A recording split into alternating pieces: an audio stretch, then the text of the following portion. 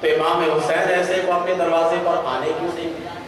البتہ یہ لوگ جب ایسی روایتیں پیش کرتے ہیں کہ جس کے کوئی سر پیر نہیں ہے، تو ایسی میں بھی ایک روایت پیش کر دیتا ہوں انہی کے طرف سے، تاکہ جیسے کو تیسے ہو جائے، جزاء وفاقا، بدلہ موافق ہو جائے۔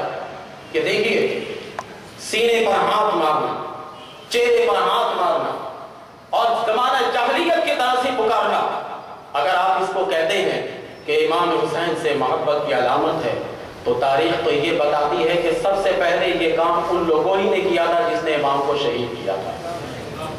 میں ویسی روایت پیش کر رہا ہوں تاریخ کی، جس کو آپ بھی پیش کرتے رہتے دھڑالے سے ذکر ذاکر بن کر، تو یہ سب سے اس کے بانی مبانی بڑی ہے، ورنہ سرکار دو عالم علیہ السلام کی تعلیمات میں ہرگز یہ نہیں ہے۔ سرکار نے منع فرما دیا تھا، ایک یہ روایت جو تاریخ طبری کی مل گئی، یہ روایت کو آپ مضبوطی سے پکڑ سکتے ہیں، لیکن میرے نبی صلی اللہ علیہ وسلم کی صحیح روایت جو بخاری میں ہے، صحیح روایت جو بخاری کے علاوہ صحاح ستہ کی کتابوں میں موجود ہے، اور جس کے سند پر کسی زاویے سے یہ قیامت تک ذوق نہیں دکھا سکتے، اس روایت کو کیوں نہیں لیتے؟ سرکار نے فرمایا کہ نہیں، سینے پر ہاتھ مت مارنا، چہرے پر ہاتھ مت مارنا، اور زمانہ جاہلیت کی طرح چیخ و پکار نہ کرنا۔ تو یہ ہمارے یہاں الحمدللہ علی احسانہ تعزیہ، اگرچہ ہم تعزیہ داری یہ مبتلا ہے، لیکن اس معنی میں ہمارے لوگ تعزیہ داری میں مبتلا نہیں۔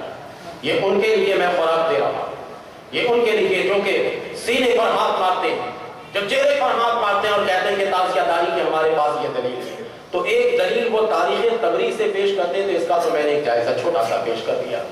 ایک دوسری دلیل وہ پیش کرتے جو ترمذی شریف میں ہے، اور وہ ترمذی شریف سے وہ دلیل لیتے، وہ دلیل یہ ہے کہ حضرت ام سلمہ رضی اللہ تعالی عنہا کہتی ہے کہ نبی کریم علیہ السلام کو میں نے خواب میں دیکھا۔ سرکار دو عالم علیہ السلام کو جب میں نے خواب میں دیکھا تو سرکار کے بال بکھرے تھے، سرکار کے سر پہ نہ امامہ شریف تھا نہ ٹوپی تھی، سرکار دو عالم علیہ السلام کے ہاتھ میں ایک بوتل ہے اور اس کے اندر خون ہے۔ میں نے سرکار کی یہ کیفیت دیکھی تو سرکار سے پوچھا، حضور یہ کیفیت آپ کی، بال آپ کے بکھرے ہیں اور آپ کے چہرے پر گرد و غبار ہے اور آپ کچھ اداس سے نظر آ رہے ہیں، آقا کیا بات ہے؟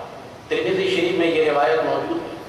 سرکار نے فرمایا، شہید تو قتل الحسین آنفا، ابھی میں حسین کی شہادت گاہ سے آ رہا ہوں۔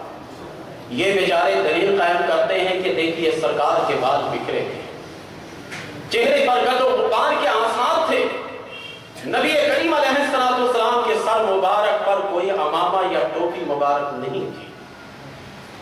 یہ بیچارے اس سے تعزیہ داری پر دوسری دلیل قائم کرتے ہیں، حالانکہ یہ بھی دور دراز سے بھی تعزیہ داری پر کوئی واسطہ نہیں ہے۔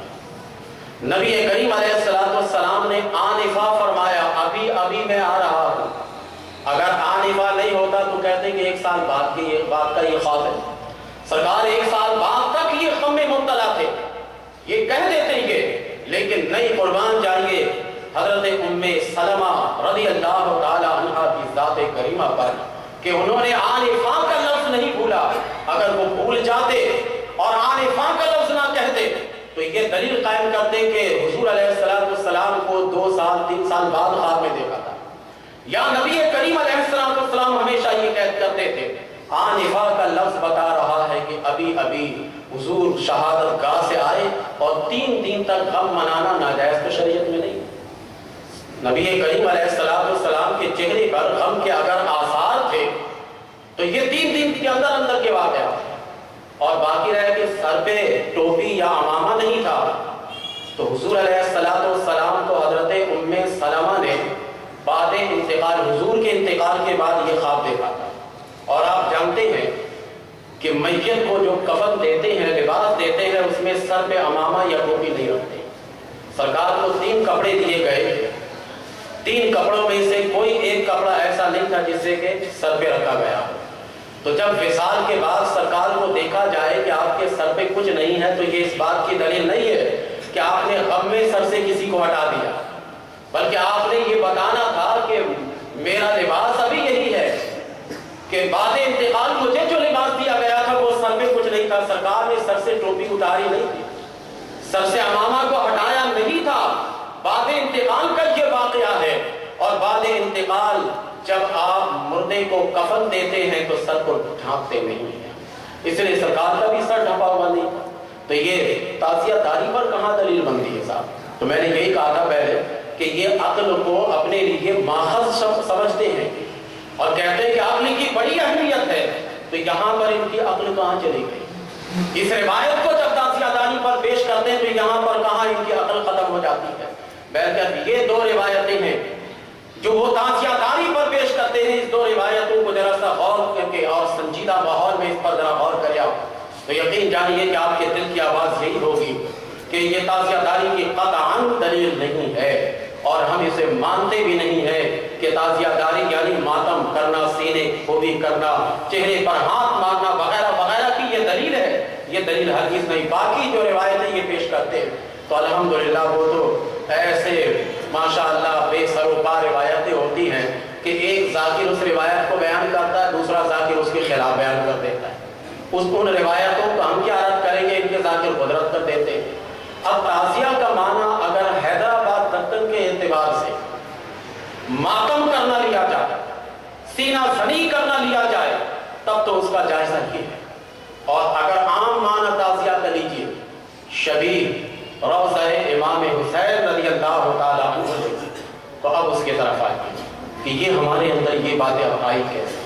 अब ये मैं अपने गिरद नवाह की तरफ आ रहा हूँ और मेरा ये सारा जुमला इज्तिमाई होगा, किसी के लिए इनफिरादी ये जुमला नहीं होगा। हाँ, अगर इनफिरादी तौर पर कोई इसमें शामिल हो जाता है तो उसके अपने बदनसीबी होगी कि वो इस जुमले में शामिल हो रहा, वरना ये इज्तिमाई तौर पर हमारा जुमला चलेगा।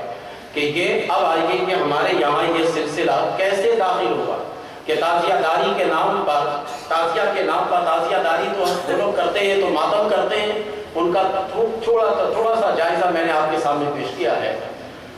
ताज़िया जिसे कि इमाम हुसैन रज़ियल्लाहु ताला अन्हु की शबीह बनाते हैं, रौज़ा की शबीह, कभी उसमें तुरबत बनाते हैं, कभी उसमें और पता नहीं क्या क्या चीज़ डालते हैं और डालकर बनाते हैं। कहते हैं कि इमाम हुसैन रज़ियल्लाहु ताला अन्हु की मोहब्बत में ये बनाते हैं। ये सबसे पहले ईरान से एक शख्स आया था हुमायूं के दौर में। मैं इससे पहले भी थोड़ा सा अगर तबसरा कर दूं, मैं थोड़े सा तवक्कुफ इसलिए कर रहा था कि मैं हुमायूं के दौर में ले जाने से पहले पहली सदी का जायज़ा लेता हूँ, दूसरे सदी का जायज़ा लेता हूँ, तीसरे सदी का जायज़ा लेता हूँ, चौथे सदी के जायज़े पर आता हूँ, फिर हुमायूं के दौर में आता हूँ। पहली सदी हिजरी में इमाम हुसैन रज़ियल्लाहु ताला अन्हु शहीद हुए, सबको मालूम है। हज़रत इमाम हुसैन रज़ियल्लाहु ताला अन्हु के मुहिब्बान भी फिर बाद में पैदा हुए, बहुत सारे मुहिब्बान पैदा हुए जिन्होंने चुन चुन कर कातिलाने हुसैन को मारा, फिर नार किया, उनको चुन चुन कर मारा। लेकिन उस वक्त भी इस तरह से इमाम हुसैन के रौज़ा की शबीह ताज़िया बनाकर गली कूचे में फिराना या चौक पर रखना या हुसैन की सदा इस तरह से लगाना ताज़िया के पीछे पीछे और बहुत सारे खुराफात करना, पहली सदी हिजरी में इसके नामो निशान तक नहीं मिलेंगे।